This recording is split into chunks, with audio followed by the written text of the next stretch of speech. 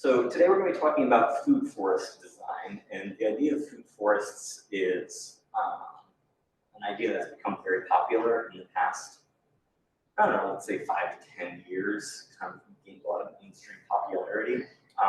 And there's a lot of great information out there. There's also a lot of information that doesn't really work great in our region because it's been sort of translated from the tropics. And all of these sort of engineered or designed ecosystem models are extremely place-based. They only work in the context around them. I've tried to tailor this presentation to not only give you the best of the conventional wisdom that is good, and use as much of the rubric of food system or food forests as possible, but also kind of debunk the stuff that's like, you maybe don't do that. And when it comes to the later part, I'll be talking a lot about recommended species, and that part is based on my sort of 15 years of growing these plants, and there's a lot more to species selection when it comes to the habitat aspect of food forests that would take a whole other presentation. And conveniently, I've already done that presentation right here in this room. So if you want to really get into the details of that stuff, you can check out on the library website for a recording of my presentation called Gardening for Habitat. All right, so let's start off with what is a food forest and why would you want one? Here is an example of the food forest at my house. And I am not great at taking broad shots. They tend to be kind of jumbled, but that's kind of an accurate representation of what's going on at my house. Food forests are designed ecosystems or designed landscapes that tend to have the structural elements of a forest. It's a structural mimic of an existing ecosystem. And you generally see a high diversity of plants in that, and also a high structural diversity. So you're going to have big trees, little trees, shrubs, vines, ground cover, herbaceous plants, all kind of growing together. And having all that stuff growing and interacting is very complicated, but tends to add a lot more resiliency and biodiversity to the system, which can help with a lot of issues like pests, diseases, and that isn't to say that you won't have pests or diseases, you will, but the hope is kind of that you keep them at a low level without having to make tons of interventions yourself. These systems are often pretty focused on soil health being sort of the base of the ecosystem, and generally don't require a lot of external inputs. So there's sun and rain happening, but there's not a whole lot of material that needs to be brought in. Food forests are typically designed to produce not just food, but other things, things that we can also use, such as fiber, fuel, fodder, fertilizer, and pharmaceuticals, herbal medicine. Just had to make it begin with an F somehow. This is going to let me advance my slides.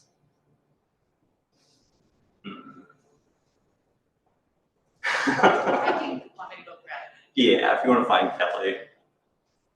Oh, wait, it worked. All right, so here's some examples of food you might find growing in a food forest in this climate. On your left, That's Tunis sinensis, the fragrant spring tree, an edible tree leaf crop. And then we've got some apricots, looks like, and then some chestnuts. Fiber, this is bark cloth made from the inner bark of a basswood tree, which also has many other functions in food forest. Fuel wood, very important to our climate. This is someone collecting tree hay, which is fodder, so this is food for livestock. That's a sassafras tree, which has many medicinal uses. I forgot the last F, which is fun. Here is quite possibly the most ubiquitous infographic that you see for forest gardens. And it describes the different layers of the forest garden. Canopy, which are large fruit or nut trees, in our climate that would typically be nut trees. Low tree layer, subcanopy, that's where our typical like apple, pear, stone fruits, that's where all those would fall. Shrub layer, herbaceous layer, which are perennials that die back to the ground every year. Sometimes people put ground cover as like a low herbaceous layer as a separate one. Isosphere, which is the area where roots are growing. That's also where you find a lot of fungi, which can be a central part of forest garden ecosystem. And the vertical layer for climbers and vines. And I would say the #1 mistake that people make when thinking about a forest garden in Maine is trying to get all of these layers to work together. We do not have that degree of sun intensity. In the tropics, no question. Is it okay to ask questions? Oh, please do. What's the minimum size of a plot of land? Great question. In order to just think about doing it? I would say probably like 15 feet by 15 feet. I think at that scale, it would be pretty silly to call it a forest. But you could, in a 15-foot area, you could implement all of these principles. It could be like one semi-dwarf fruit tree, or it could be like 3 that are kind of crowded. But yeah, you can do it in a suburban backyard. Also, for really small spaces, definitely look up Miyawaki forest, which is a different model than what I'll be talking about, but it involves like really tight spacing of trees and is a very interesting ecological model for small spaces. Miyawaki, I think it's Miyawake. That would hopefully at least get you close enough that Google will say, did you? So yeah, this far north, we don't have the sun intensity to have like 60-foot tall nut trees that are going over 20-foot tall apple trees that are going over, 4-foot tall shrubs that are going over, herbaceous plants. They just shade each other out much too quickly. Down near the equator, you can do that. And if you look at like the Amazon, that's what you'll see. Layer upon layer upon layer upon layer. And occasionally, once in a while, I've seen that degree of layering kind of work in Maine. But generally speaking, you can kind of pick 2, maybe 3 of these potential 7 layers to have implemented in any one spot. So the most of my like forest garden area, the canopy is widely spaced, standard size fruit trees that are topped at about 20 feet. And it's not a closed canopy. A closed canopy being the trees kind of intermingle overhead. they're spaced so that there's little gaps in between them. And then in the middle of that gap, you might have some large perennials that need extra sun, or you might have some shrubs. But it's laid out so that kind of everything is getting a decent amount of sun. And I think it's still a very useful idea to like think about these different layers and how they interact. But just know that you can't reasonably, at this latitude, stack things up and like smush things together to the degree that you see in the Amazon and in other like tropical settings. So I've got a couple things going on here. These are, well, this is the critter that came out of these cocoons. So one of the ideas behind forest gardening is that we're not only creating food and materials and habitat for humans, but we are supporting a broader ecosystem that then kind of benefits us. And one of the major issues that we run into in agriculture are insect pests. And luckily for us, almost every insect pest has parasites. So by creating a biodiverse ecosystem, we create a habitat for, I think it's a arachnoid wasp, that's going to lay eggs in some of the pest insects and keep their populations in check. That's what happens to that pesky caterpillar. It's eaten up and turns into more arachnoid wasps.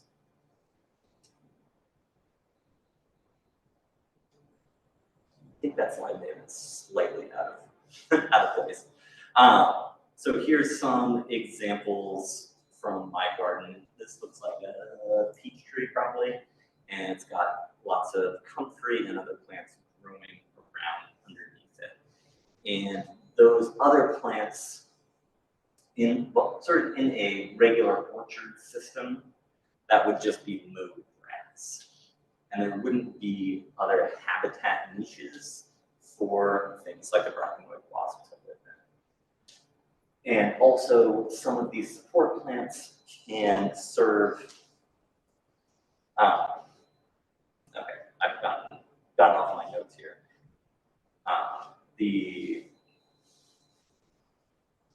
The wasp pictures were meant to talk about ecosystem functions, and one of the functions is beneficial accumulator. And so basically, there are plants that we can plant in the forest garden that specifically create habitat and food for your beneficial insects like these guys. There are also dynamic accumulators like comfrey that are particularly well suited to picking up mineral nutrients from the subsoil and bringing them up to the topsoil. So the feeder roots of most fruit trees tend to be in the first foot or so of soil. That's where the most nutrients are, that's where the most activity is. And the tap roots of this plant, comfrey, are known to go up to 10 feet deep in the soil. And they're particularly good at working with bacteria and fungi to solubilize different minerals, which then accumulate in the leaves. And as those leaves die, they get incorporated into the topsoil and are available to other species. Yes? So, timing-wise, would you start, when you're starting a food course, would you start with these layers that help create a soil for your? You can. And it depends a lot on like what the existing soil is like. But we'll get there. There's a part on establishing a food forest. And also, I was looking at, do you keep a little mulch around the tree, and how wide is that? Because Yes. I think I think Another really common mistake is to plant right up to the trunk of the tree. And especially for apple trees, that's not a good idea. And the reason for that is apple trees have a particular pest called round-headed apple borer, and having a anything right up near there, makes it very easy for the female round-headed apple borer, which is a big old beetle, to get in there, lay eggs, and then they hatch into larvae and they tunnel into the tree. And if that happens 10 or 20 times, it'll just completely hollow out the tree and fall over. So I like, especially for apples, but good idea generally, I like to see 2 to 4 feet of not much going on right around the base of the tree. So I would recommend planting comfrey 4 or 5 feet away so that it's in the root zone of a reasonably mature tree, but not right up against it. And I made that exact same mistake, and I'm still like removing comfrey that's like, no, too close. So I was gonna say, so it's worth digging it out and pushing it out. Yep. And it's not gonna affect I mean, you might damage it a little bit, but it's, yeah, do it like as soon as the ground thaws and it should be fine. All right. Another picture of comfrey. A very nice plant, very easy to grow. Another niche is nitrogen fixers.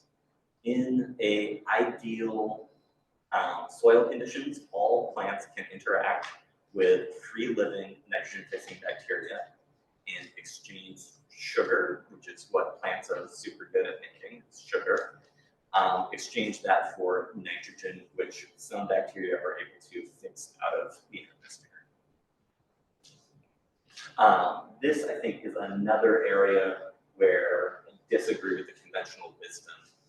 A lot of food forest designs call for about 1/3 of the plants to be nitrogen fixers, so that you're getting all of this on-site production of fertilizer. Nitrogen being the limiting factor in a lot of agricultural systems, meaning like everything is going good, but there's not quite enough nitrogen for these plants to like reach their peak. I don't think that's true for most food forests, at least here. And there are several reasons for that. One is that pretty much all the plants in most food forest designs are perennials. Perennials don't require as much nitrogen as annuals to reach kind of peak performance. It can actually be detrimental, especially in the establishment phase of a lot of these plants to have too much nitrogen. And we as humans have kind of broken the nitrogen cycle with something called the Haber-Bosch method, I guess. It's basically we use tons and tons and tons of fossil fuels to artificially fix nitrogen, and then that gets dumped all over the Midwest, which is why we have a massive abundance of really cheap rain, which is really nice in a lot of ways, but has also caused a dead spot in the Gulf of Mexico that's like the size of Texas. And it has also caused a massive amount of nitrogen in our rain. And that nitrogen in itself has caused a lot of environmental damage, but it's also kind of just free fertilizer for us. Because the jet stream moves a lot of that nitrogen that off gases off of the industrial agriculture in the Midwest, and it brings it here. So we don't really need to worry so much about planting tons of nitrogen fixers. You can. A lot of them are great plants. This is Siberian pea shrub. These yellow flowers are delicious and feed bumblebees, and the seeds that come from those flowers taste like a cross between walnut and lentil. Really delicious. Siberian pea shrub. So I think it's a great plant. Can be invasive in other places, but doesn't appear to be in this region. So yeah, not a bad thing to have nitrogen fixers, but I don't think it's particularly required. And there are very few native nitrogen fixers in our region, which could be a cue that like, oh, we don't necessarily need this. It is not an essential element of our design. So just something to think about. Don't sweat it if your design does not include something. Yes. Doesn't the snow help too? Like the fact that we have snow here? Yes. Yes, both snow and the rain from a lightning storm have not a huge amount of nitrogen, but a significant amount of nitrogen. Also, one more thing on the subject of nitrogen is nitrogen in natural systems is something that cycles. Anything that we're not constantly running out of probably cycles in nature. And part of the nitrogen cycle, I think, for a reasonable food forest is returning urine to the system. So if you can capture even a percentage of the urine that's produced in your household and spread it back onto your land, you will be taking something that is inherently a problem to put into your groundwater, which is what's happening if you have a septic system, or mixed with everything else and probably going into a landfill if you are on a city sewer system, and putting it back into the environment in a way that it's a great benefit. Yes. If you're collecting household urine, do you need to worry about family members who are on medication and not include theirs? Not really. There is, if you're interested in so-called pea cycling, there is a great organization out of Vermont called Clean Earth Institute. You can find them on social media at Pea Cyclers. And they recently published a really interesting infographic like, hey, pea cycling is great. What about all those pharmaceuticals we're all taking? And it basically said that you would need to eat 1,000 pounds of lettuce that was fertilized with human urine from someone who was on pharmaceuticals in order to get a single dose.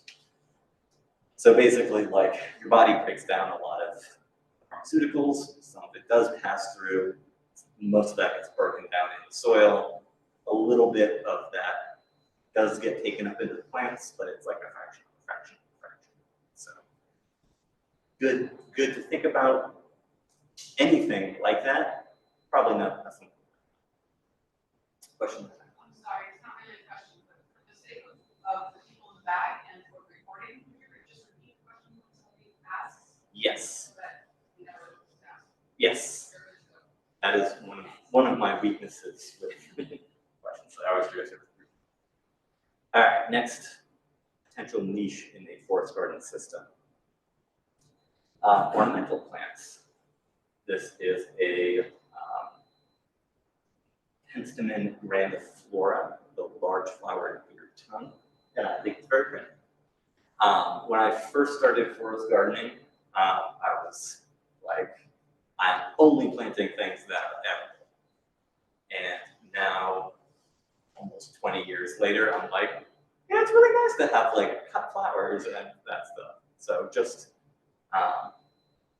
another part of the whole system is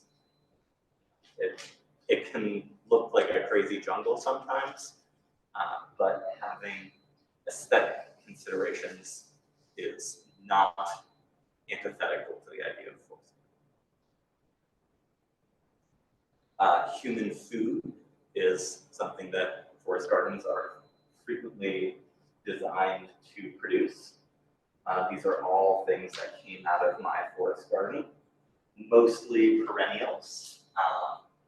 So we've got some tree crops, and all these pictures were taken on a single day, probably in early July. So we've got sour cherries, hassapps, raspberries, peas, strawberries, and this came from a tree, this came from a shrub, this came from a cane, this came from an annual vine. Strawberries are perennial ground cover. So you've got lots of different types of fruit there mostly, but growing in several different structures of plant question. Could you give the name of the blue one? Yes, that is a haskap or honeyberry. Haskap or? Yep, Haskap. They're kind of like a high bush blueberry, but they're actually the fruit of a edible fruited honeysuckle shrub. And they're much more tolerant of different soil conditions than blueberries.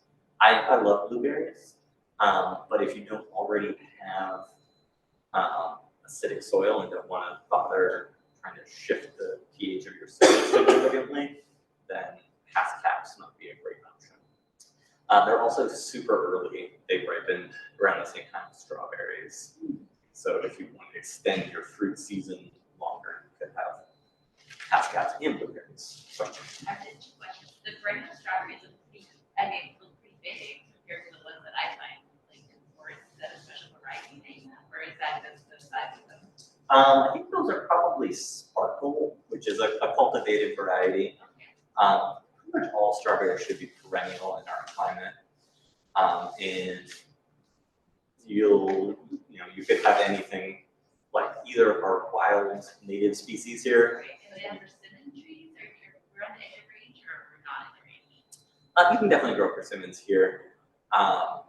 You basically have to grow the earliest ripening varieties, and almost certainly want grafted stock to start with. Was there a question over here? Okay, cool.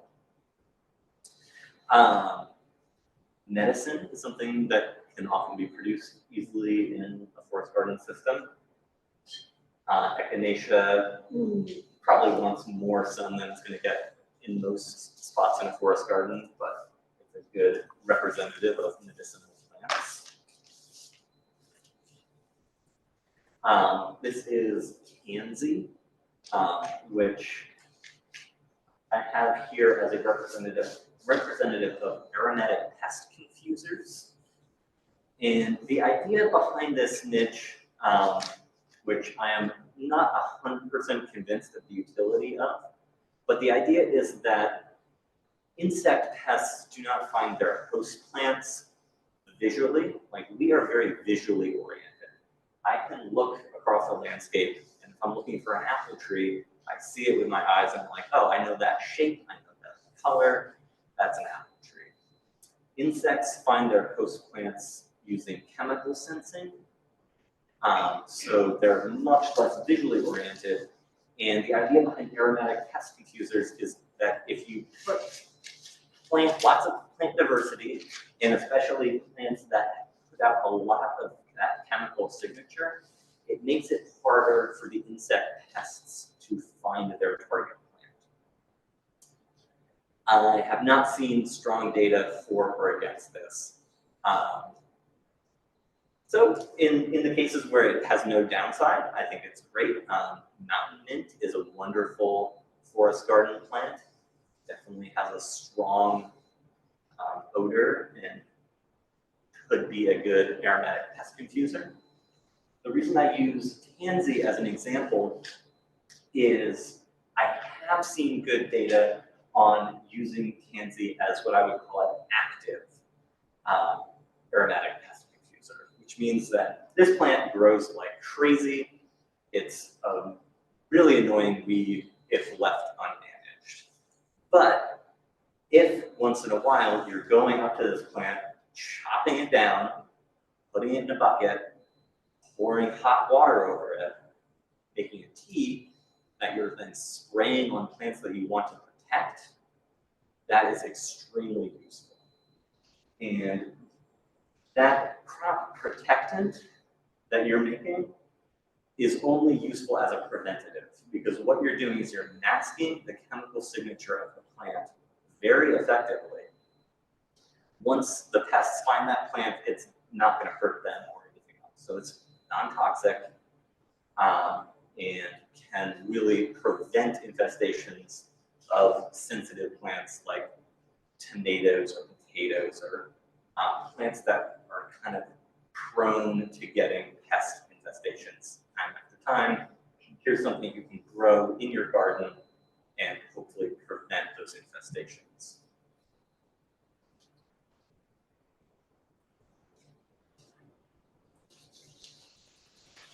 Right. This is a really nice graphic that talks about an ecological idea called succession. Who here is familiar with the idea of succession? Okay, cool. We got about a third to half of people. We'll spend a couple minutes on this idea.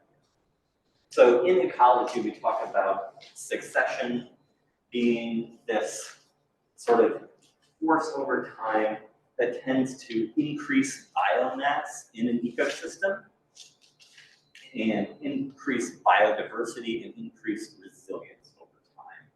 And if I've actually gotten a chance to witness a pretty fast succession, because when I moved onto the piece of land that I live on now, let's see, 25 years ago, it was adjacent to a recently abandoned gravel pit.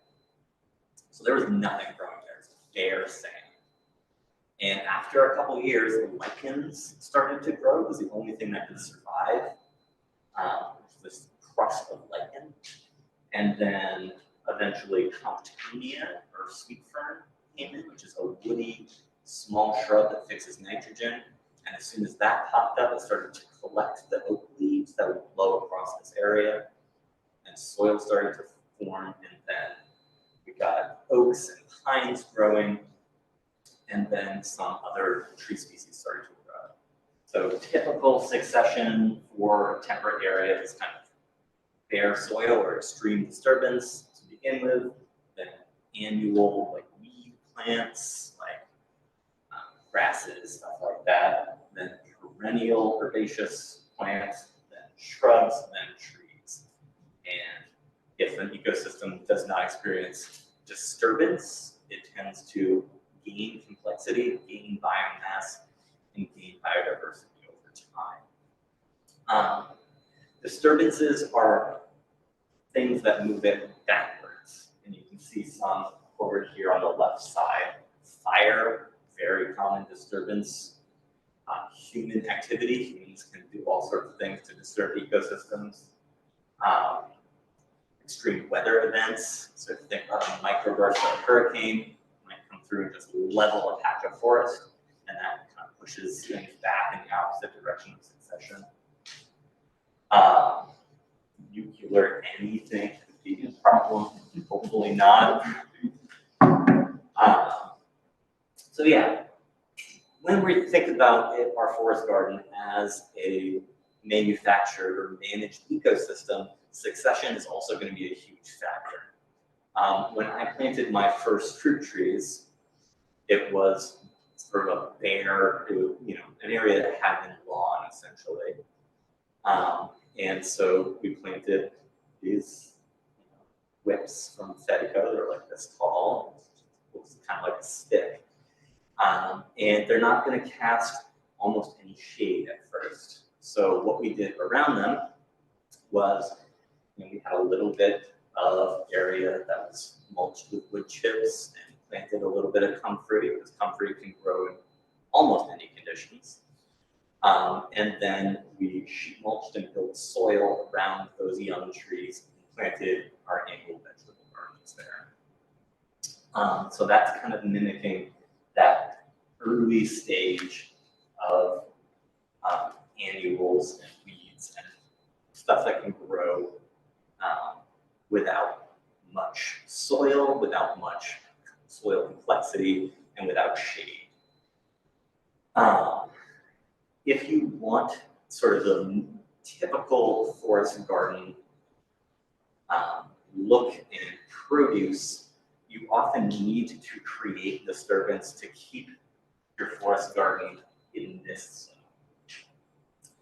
Without disturbance, you wind up going into the sort of old growth pattern of forest, and you get so much shade underneath the canopy that plants can grow, but there's not enough light getting down there to produce much of anything.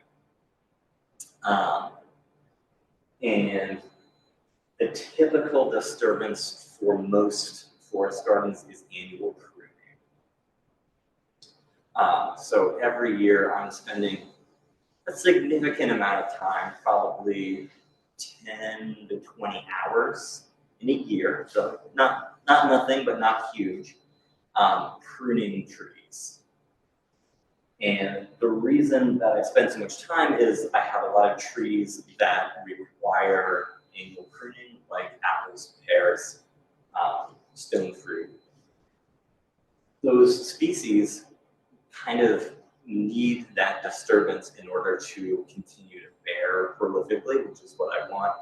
And I want to keep them in a shape where I can easily access the fruit and where they don't shade out all of the many species that are growing around. This seems like a good time to mention another myth, or what I think is a myth in the popular conception of a food forest, which is that with proper design, you should be able to plant and establish a food forest, and then all you have to do is pick the fruit, and there's no labor involved. That's complete BS, in my opinion. That is a pipe dream non-reality.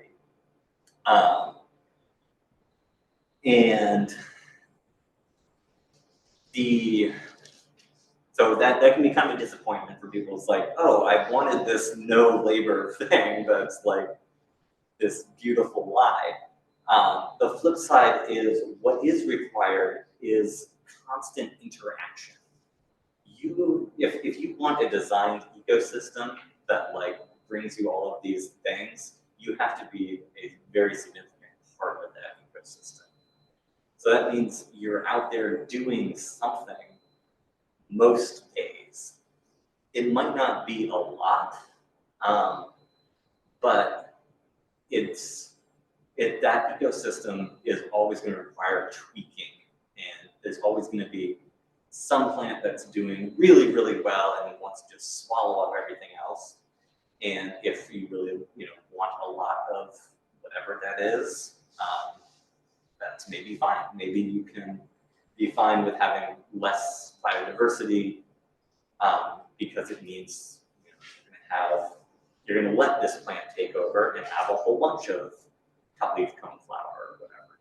That's an awesome plant. It has a lot of great features, and it's not necessarily a bad thing. But I spend a lot of time kind of like, oh, okay, this one's doing super well. I'm going to harvest that real heavily. Or even I'm going to cut a bunch of that and just give it to my chickens just to kind of keep it in check. So I am constantly creating small disturbances, occasionally even large disturbances, to kind of tweak how everything is growing in that forest garden system. And I think that's an important thing to know when you're getting into it, is if you want to kind of be in control of the ecosystem, you're going to end up having to do a lot. And it's not necessarily overwhelming. It's, I would say, even less work than maintaining a typical landscape, but it's not nothing. So don't. Another common mistake is to overdo it on the establishment, not realizing that there's forever work associated with maintaining these things. So people will plant like a 30 tree food forest, and then it never really comes to fruition because they don't have the time and energy to continue to. They think that planting is the big effort, and then you're done. Maintaining it is a million times more work. Like you can plant a food forest to some degree in a day or two, but maintaining it is a lifetime project. So I don't want to dissuade you from doing it, but I do want to encourage starting small and kind of growing organically rather than trying to do it all at once. Some different, we talk about biomimicry or modeling these food systems on existing ecosystems and using that kind of as our template that we're trying to copy. And so here is an example of a temperate forest that kind of has all of the different layers that you could potentially have. So we've got canopy trees, we've got sub-canopy trees, we've got herbaceous layer, ground cover, vines, whole nine. So that's, you know, that is a model of what a food forest in general could look like. Another similar one that's on the forest there. This is my garden again, and who recognizes this? What type of ecosystem is that? Savanna. Savanna. Savanna is a wooded ecosystem, but where the trees are much wider spaced. And this is another model that you should consider as a possibility. This is an African savanna, kind of the classic. This is a oak savanna, more of a North American ecosystem. And the forest garden sort of mimic of savanna is typically something called silvopasture. So if you want to grow tree crops, nuts, fruits, etc., and have something else happening there, it doesn't necessarily need to be this layering of lots and lots of different food plants. It could be just the canopy layer of trees, widely spaced, and the herbaceous layer of pasture, grasses, and forbs. So you're doing much better and much more ecologically by having just these two layers of trees that produce ecosystem services and nuts and fruit, or going back to those other things that you might think about producing, fuel wood. It's something that is easily grown in trees, plus you're making pasture for animals. And as we get into more and more damage caused by climate change, silvopasture is going to be a lot nicer for pastured animals because there's the availability of shade. And as our hot days of summer get hotter and hotter, having the ability for animals to be out of direct sun is going to be more and more important. This is another agroforestry or forest gardening layout that you could consider. This is called alley cropping. So in alley cropping, rather than having an organic kind of textured layout of trees, you put all your trees in a row. You can see in between the trees, there's some room for other shrubs or perennials or what have you. And then you space your rows wide enough that the alleys between the trees get adequate sun to grow something else. In this case, that looks like corn. That's wheat, alley cropped between rows of walnuts.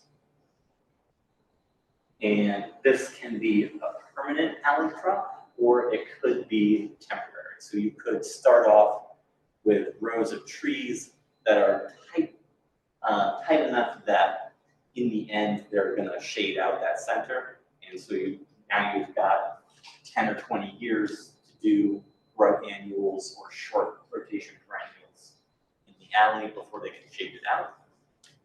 Or they can be spaced widely enough and managed in such a way that that strip remains sunny and usable.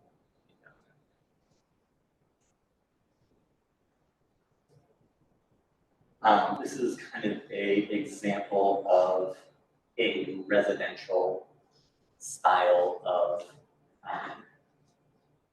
forest gardening where you've got a pretty small food forest. Looks like there's probably maybe seven or eight trees in this. There are other areas that are kind of similar stuff happening happening. Why I say berry bushes? There might be some berry bushes in there, but if you want maximum production on berries, they need full sun. So whoever is trying to figure out how to produce what they want to produce here, have berry bushes separate, probably as well as in the food forest. Vegetables, most typical vegetables need full sun to produce well. So they're kind of out in their full sun area.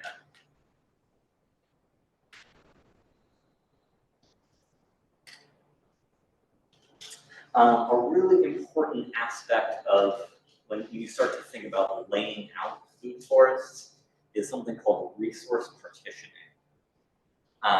And when we think about the food forest, you might have not a ton of species, you might have 3 or 5 species living together, or you might have a much more higher level of diversity. Like my food forest probably has around 100 species in it. And in order for 100 species to live together in a fairly small space, they need to not be constantly competing.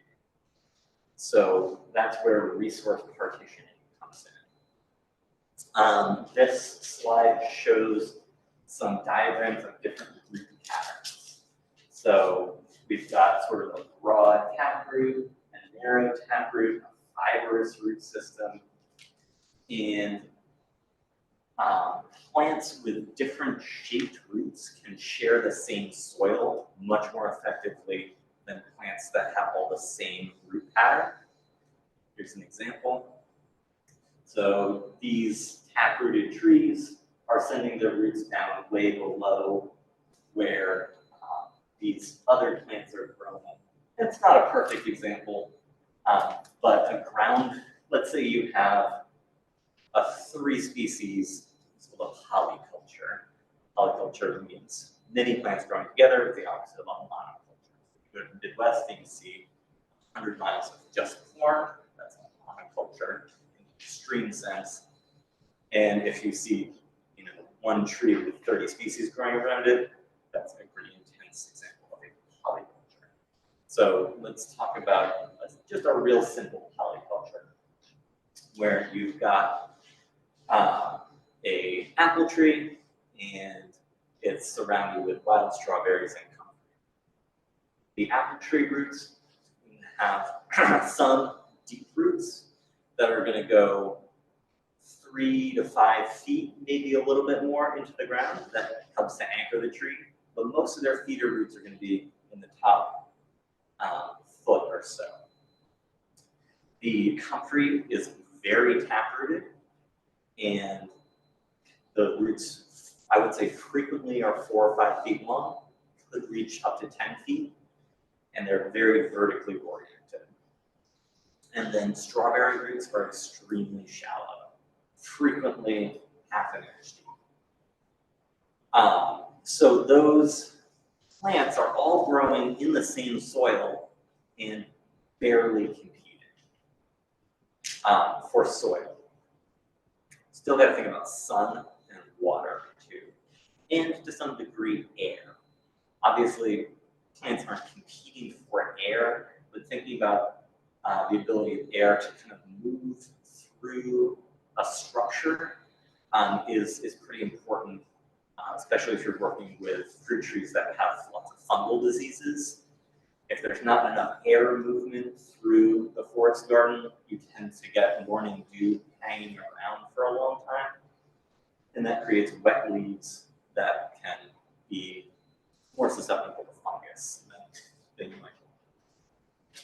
So basically the idea of resource partitioning is you can grow lots of plants in the same area if they're not competing for soil or light space.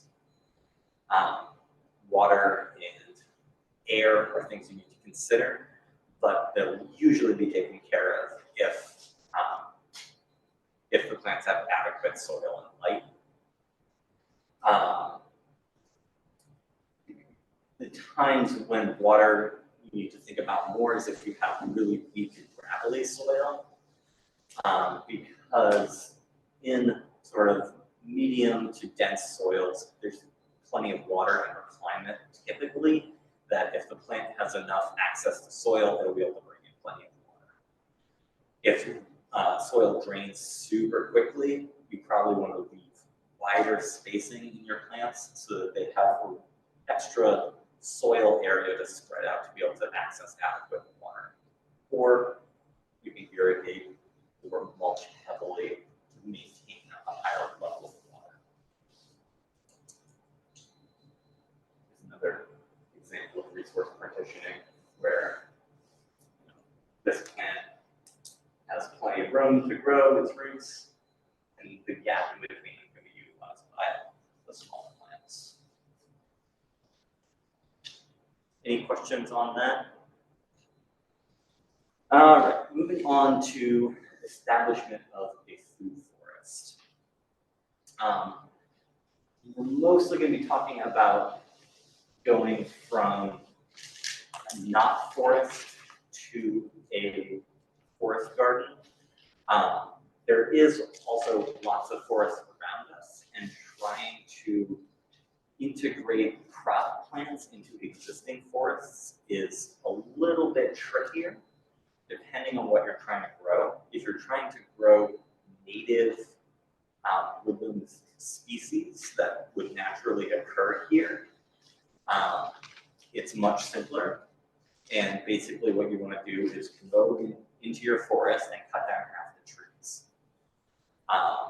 And the reason for that is before colonization, what we think of as our like native flora here developed under 10,000 years or more, maybe more like 14,000 years of indigenous management.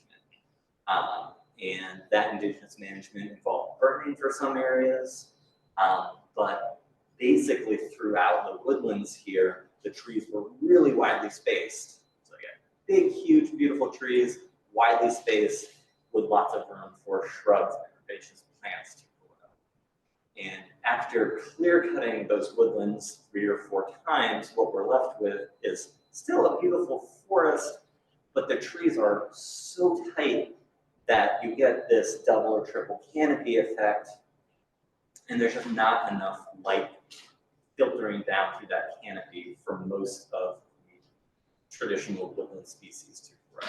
So you can actually harvest a huge amount of firewood, lumber, whatever, if you're doing it very carefully, and significantly improve the ecological systems in our woodlands here.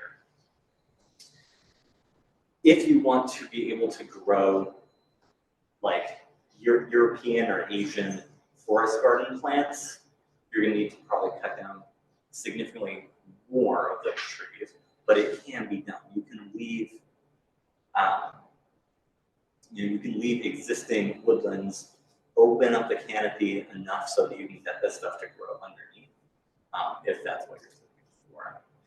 You can also clear cut or patch cut an area and plant new trees, because most of the native trees here, while many of them do produce human food, like especially the oaks and maples, they're not producing most of the tree crops that are most highly desired, like fruits and nuts, other than maples. So we'll talk a little bit about planting an area that's not currently wooded to a forest garden.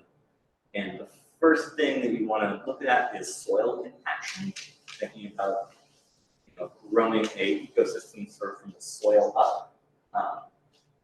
A lot of areas that have been mowed for many years or had machinery run over them, or even just walked across for many years, have significant soil compaction. And depending on the scale, there's all different tools you can use to address that. If it's really minimal, you can use something called biotillage, where you basically disturb the soil enough to allow a cover crop to grow, and then use plants like fodder radishes or daikon radishes to basically grow a big annual taproot into the compacted soil, and then those crops are left to die and rot, and you basically break up the compaction using those roots. Sort of the next step up is a broad fork, really nice, if somewhat expensive tool. Luckily, more and more library of things type places are making these available. The Prince Memorial Library does have a rough work that Excellent. brand new, never been used. Yeah. We are. So it is available for check out. If you got a library card here, you are in luck. You can save yourself a couple $100 on a tool that you, like, I own one of these because I make a living doing agriculture. Totally worth owning if that's the case. But if you're like a homeowner, just like maybe you need to use this once or twice, getting it from the library, ideal. Yeah, the orchard has two, so if you want to learn how to use one, come up with plant trees. It's also a good full And, body I'll show you the workout. yeah. And this, I recommend this brand, Meadow Creature. There's a couple other brands that make equally good tools. I don't like the ones that come from Jockey Selected Seeds. They can work, but this one is nice because you can do anything your body is capable of to it and it will not break. If you misuse one from Johnny's, you break it, as with most tools. But you could like pry a boulder out of a hole or like transplant a full-grown tree or whatever. So human scale, this is like the ideal tool for breaking up soil compaction. Beyond that, if you want to do like acres, you need a tractor and what's called a subsoil plow, which is basically a plow that goes between 12 and 48 inches deep underneath the soil. It doesn't turn over the soil, it just kind of breaks up the structure enough to reduce compaction. So once you've addressed any soil compaction that there may be, then you need to address whatever whatever plants are in that space, and you can see the broad fork right there. And for most applications, the easiest way to get rid of the existing plants, especially if it's sod grass, is a technique called sheet mulching. This is also an excellent opportunity to add carbon or other things to the soil. So this sheet mulch is basically just grass, and then we added rotted leaves, compost, seaweed, stone dust, because we wanted to make the soil significantly richer than it was. So it's a great opportunity to use that. It's also a great opportunity to use poorly made compost. Like if you have a compost pile that you've really heated up or whatever, it's got tons of weed seeds in it, this is the time to use that. Because you're gonna put that stuff directly on the ground and then cover it in cardboard. So that sheet mulch here. Also, you can see a pattern here. These areas that are covered in compost are intended to be beds. And this, where there's no compost, is a path. The whole thing is getting covered in cardboard and newspaper, where the cardboard has like an awkward transition. You can use newspaper there instead, or just newspaper if that's what you have access to. If you're using just newspaper, I recommend at least 6 layers thick and dump it in a bucket or a wheelbarrow of water first so it doesn't blow away while you're trying to work. Erin, Yes. my setup's kind of like that, where I did the sheet mulching and it used to be a lawn. Yep. And I'm struggling keeping the grass out of, even though I'm mulched and trying to fill in the plants.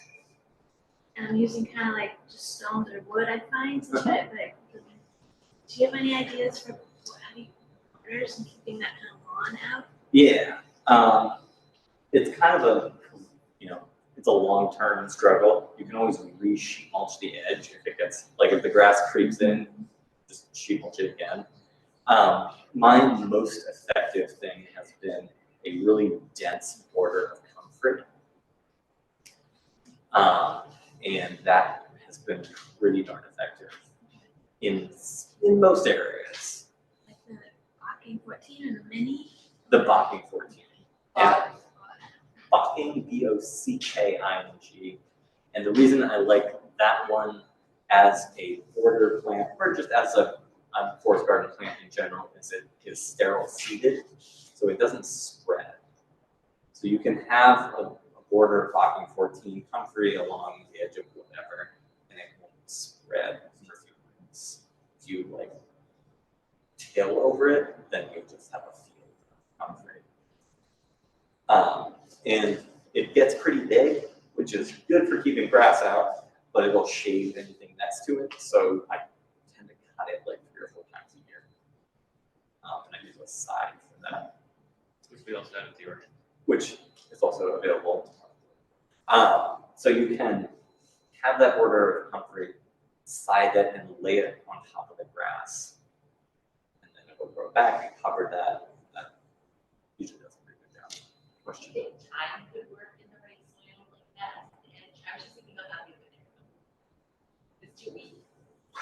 If the soil was real shitty, Yeah. like thyme can grow in very poor soil, Yeah. and grass tends to struggle in really weak soil, depending on what kind of grass it is.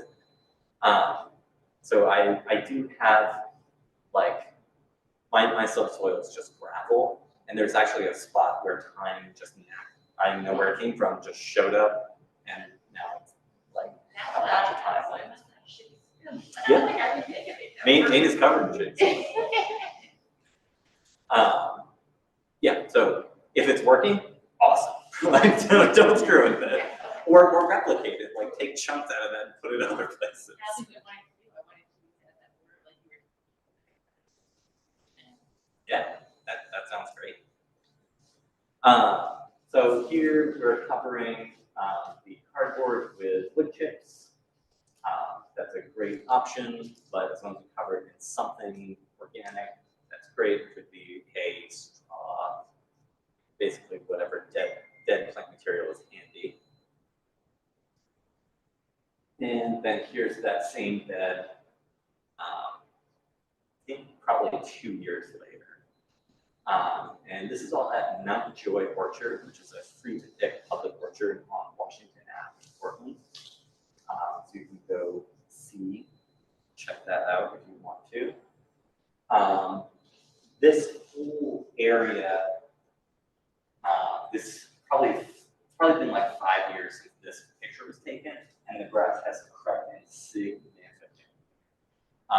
So this whole area is like ready to be re-sheet mulched over probably 50% of it.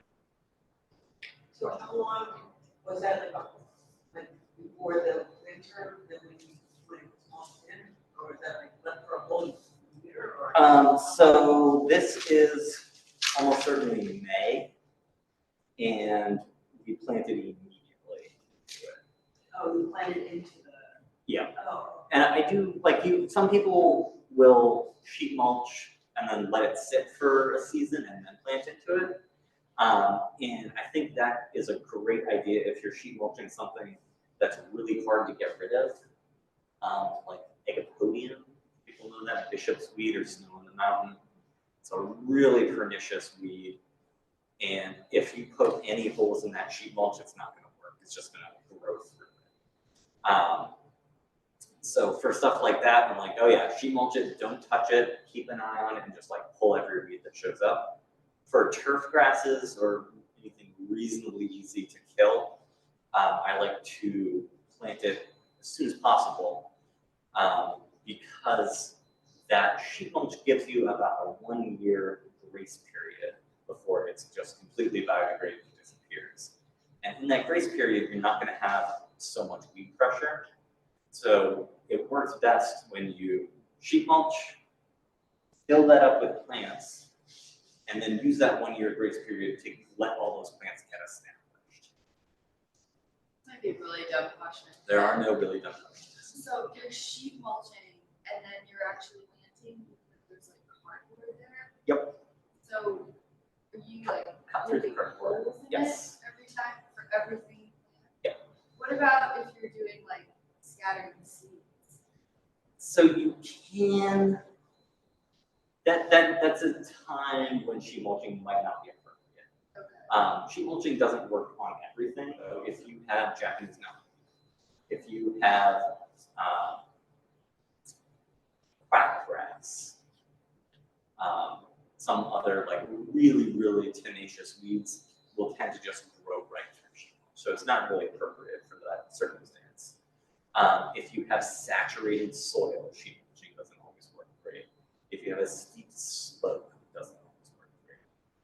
A lot of these places, there's a technique called occlusion, which I don't have a slide of. Occlusion means covering. It's a pretty similar idea, but instead of using cardboard or newspaper and then putting organic stuff on top of it, you use a silage tarp, like a plastic sheet, and then cover that with rocks or sandbags or whatever to keep it from blowing away. Leave that in place for a season, and then you'll have essentially bare soil. So if you want to like do a broadcast seed, that might be a better technique. I've also direct seeded stuff like carrots into a sheet mulch bed, and what I did was sheet mulch it and then cut out like a narrow trench with a shovel like this, filled that with decent quality finished compost, and planted carrots in it. Another thing is if you want to plant right into a sheet mulch, it's really important to heavily water right before you put the cardboard on. Because that cardboard layer, if it's good enough to keep weeds from growing through it, and the way that you do that is you have your cardboard overlapping a little bit. It's also good enough to slow rain penetration. So you want that soil to have plenty of water, and then it'll all get kind of locked in by the sheet mulch, and stuff usually grows fine. But if it's dry to begin with, then stuff's going to have a really hard time getting it established.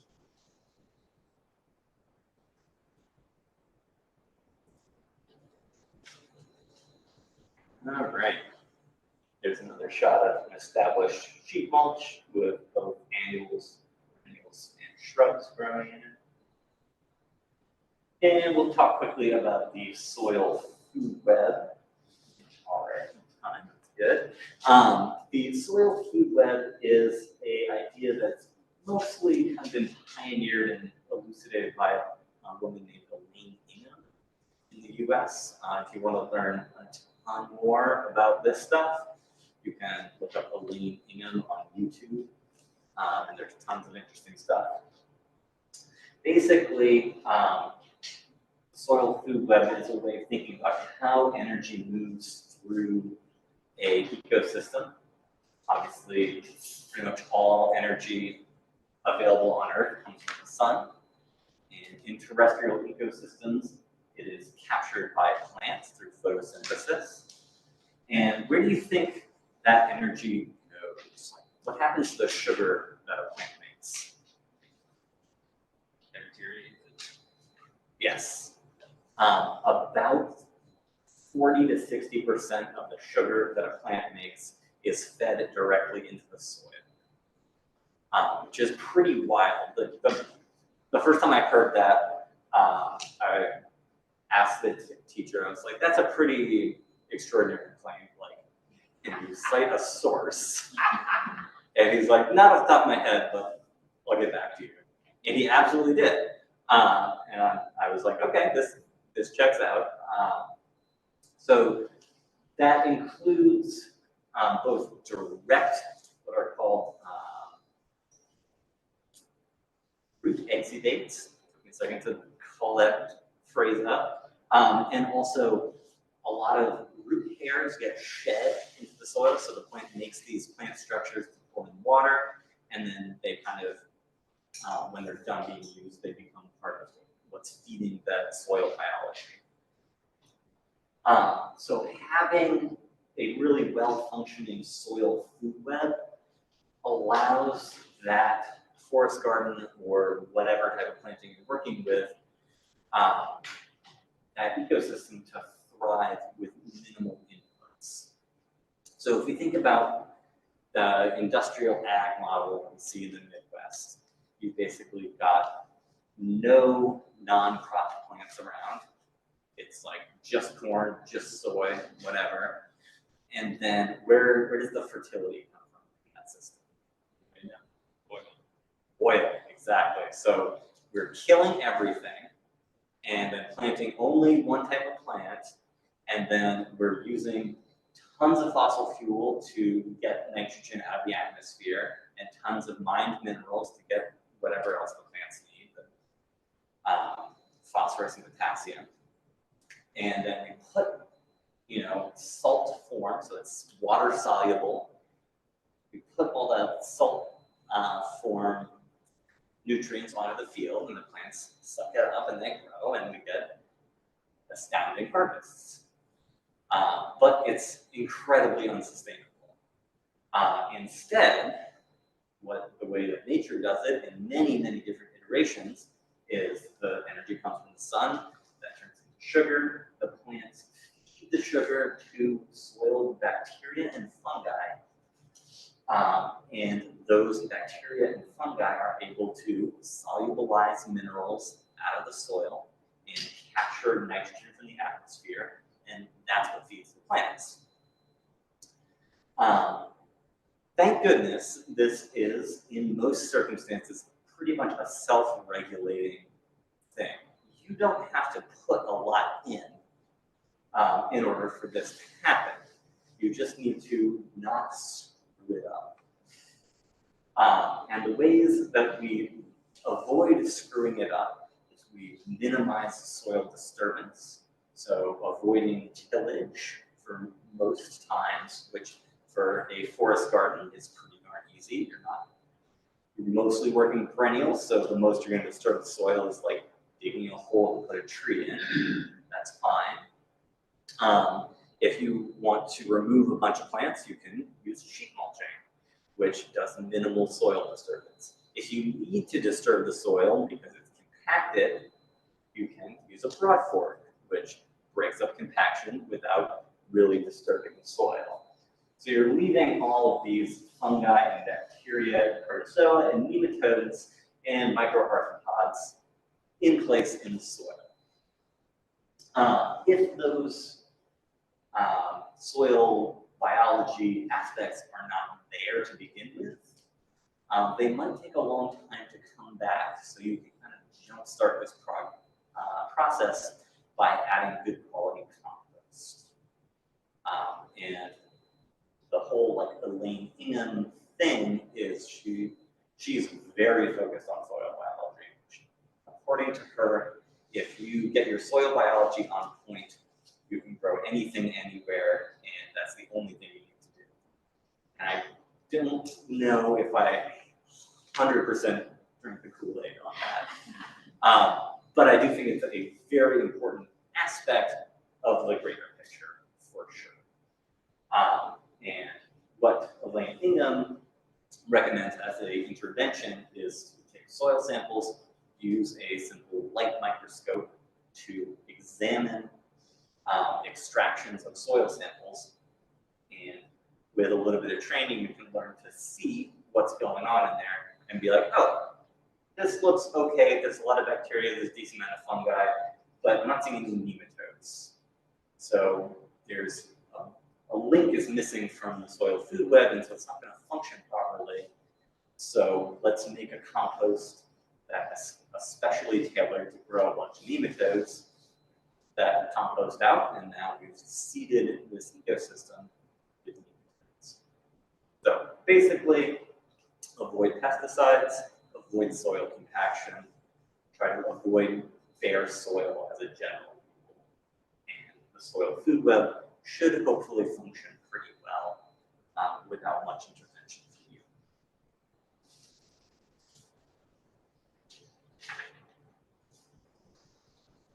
All right. A little bit about working with water, which I don't have a slide for. We are typically blessed here in Maine to have plenty of water that just falls from the sky. That's really nice. There's lots of environments where decades-long drought are So we don't need to worry as much about water conservation as some other places, but we are getting more and more into a cycle of water boom and bust. If you've been gardening the last decade or so, you may have noticed we either get years where it just rains and rains and rains and rains and the sun never comes out, or it'll rain once in 3 months in the summer and it's like, you know, not a drought like they have in the West, but a drought forming. So increasing water resilience is basically increasingly important as our climate gets more screwed up. Lots of forest garden species are just kind of drought tolerant already. But thinking about how water moves across your landscape as you're planning for a forest garden can be really important. From a design aspect, a really nice thing to do is watch where snow melt goes. So if you're looking at a landscape and you're like, oh, I think I want to put a forest garden here, watching this time of year when we get a heavy rain, or when basically any time that water is moving across the landscape, it's really important to watch that.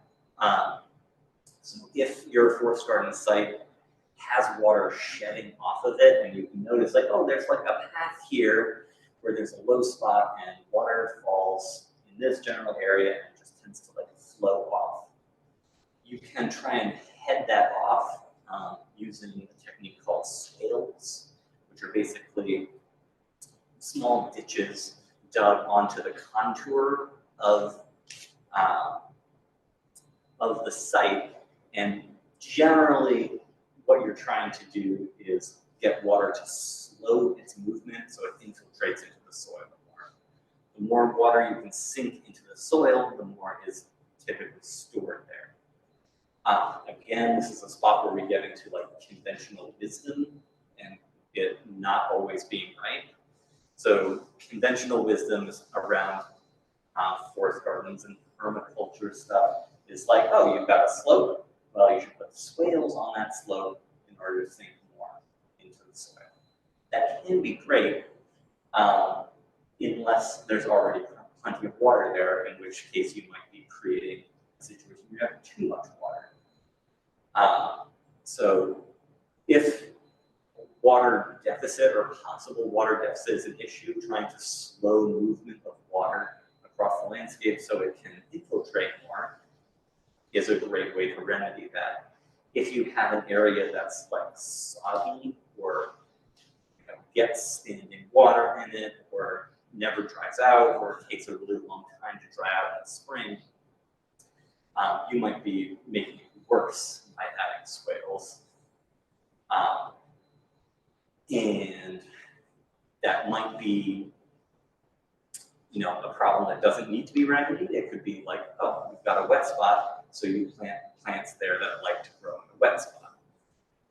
Or if all you have to work with is wet spot, and you want to plant some stuff that would rather not be in a wet spot, you can use the opposite of a swale, a ditch that crosses contours to help move water away from that area. Depending on scale, maybe if you're harvesting water to remove it from an area, maybe that water goes into a pond where it can be used later. Or maybe you're just trying to send it, out of that area to allow it to dry out. Any questions on water stuff? All right. So we're at about an hour and a half in. And I've got several more slides that basically just talk about recommended species. And I'd love to see a show of hands of people who would, knowing that we are going to have a little bit of a brainstorming session about the Cumberland orchard. I want to leave time and energy for that.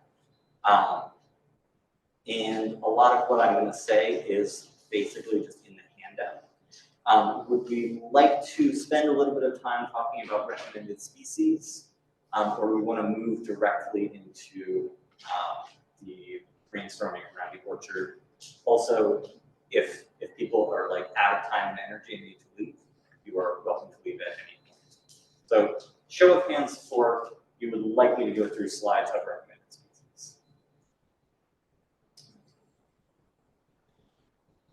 So there's a handful, but not a majority. So I'll try and split the difference and just do a few. And do them really quick. So, and yes, Can I ask a sort of unrelated? yep, go for it. About big pests, Uh-huh. like deer, is your forest fires, deer out? Mine is not. I have dogs.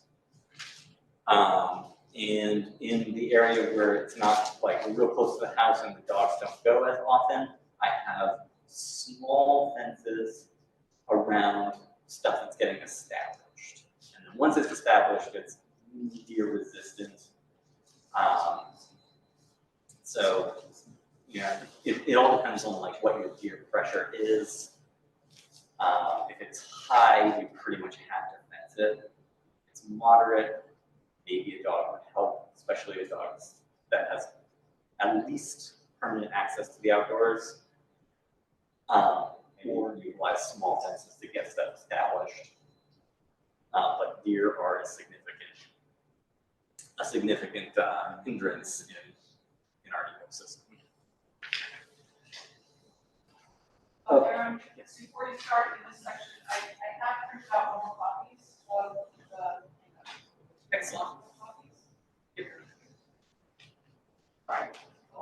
Alright, so probably spend about 10 or 15 minutes talking about a few key recommended species.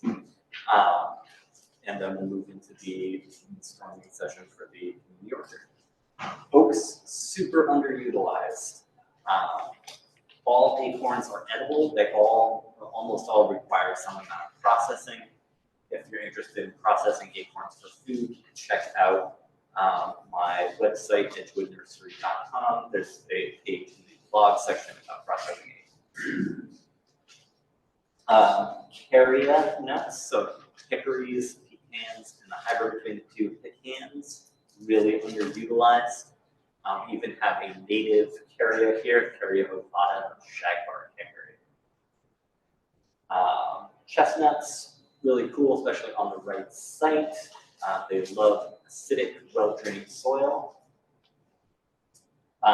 Cornelian cherry, or Cornus moss. This is one of my top fruit trees for low-maintenance gardens. They do need occasional pruning, but not really, they don't really need annual pruning. And they are extremely prolific and delicious and easy to harvest and easy to process and have very low pest or disease pressure. I really like mulberries. Sometimes the birds get a lot of them, but generally there's plenty to go around. Minimal pest or disease pressure, huge harvests, and Illinois everbearing ripens fruit from late June well into September at my house. Illinois everbearing. Yeah, so we're getting, on a tree that's not even mature yet, we're getting like a double handful of fruit every day for like 3 months. About 25 feet. 1.5. Pawpaws are super delicious. They're a little bit fussy to get established because they want, this far north, they want full sun to produce good crops, but full sun will kill a young pawpaw tree. So you gotta give them a little bit of artificial shade, it's like a tomato cake or some cover over it for the first couple of years to get them going. But it tastes like a cross between a mango and a banana, and it's really delicious. But you can overdo it, so you don't want to eat them like every single day. That's what the fruit looks like. Peaches, worth growing in Maine. They don't live a super long time, and once they start getting brown rind, that disease is really annoying. But usually get a little bit of a grace period when you can get up to 150 pounds from a single tree. Elderberries are a nice native fruit crop, really easy to grow. Not a fresh eating fruit, but makes a lovely syrup or jam. Is supposedly quite antiviral.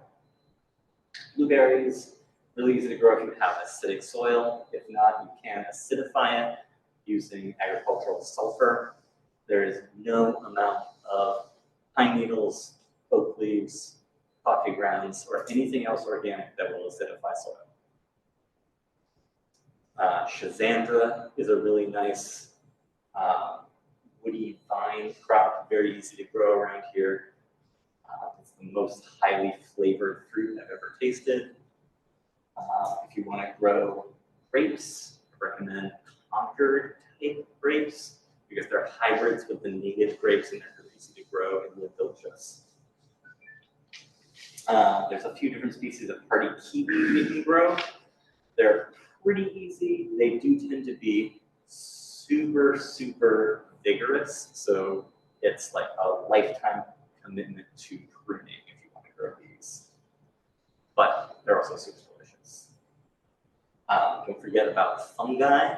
Can be an excellent part of a forest, fruit forest. These are shiitakes, which are typically grown on log segments of fir-wood.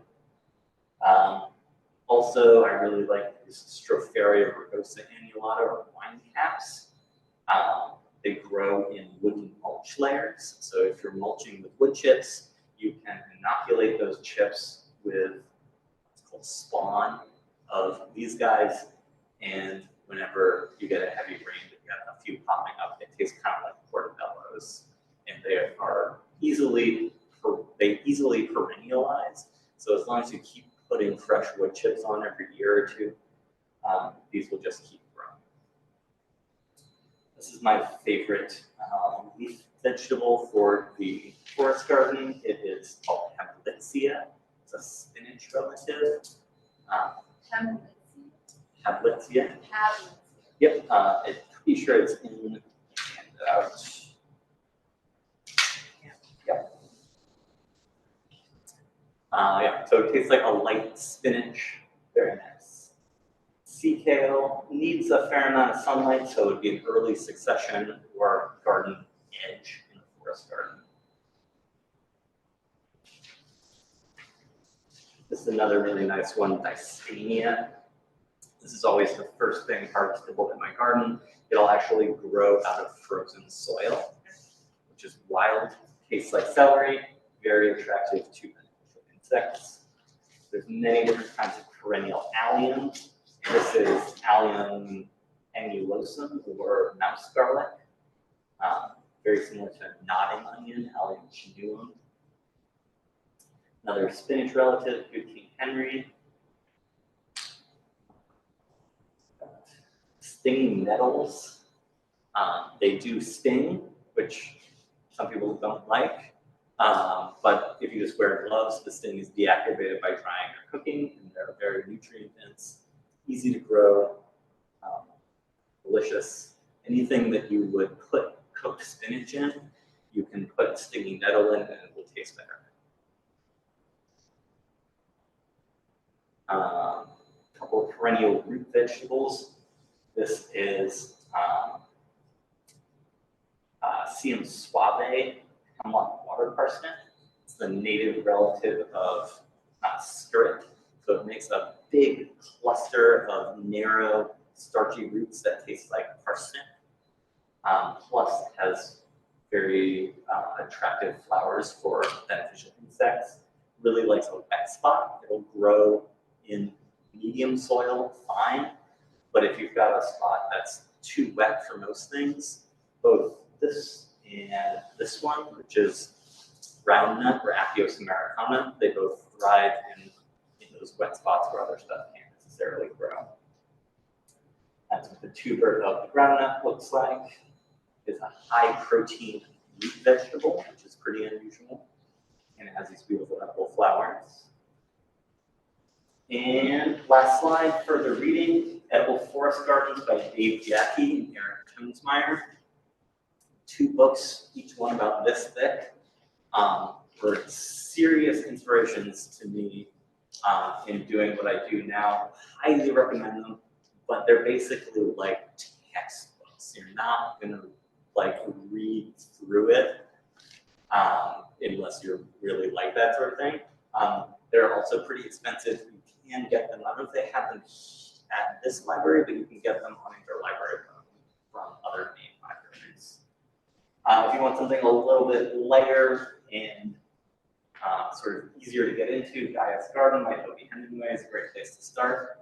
And if you want to learn the most about perennial vegetables for temperate climates, I recommend Around the World in 80 Plants by Stephen Barstow. That's also quite readable. It's not just like a reference book. Yeah, thank you for the presentation.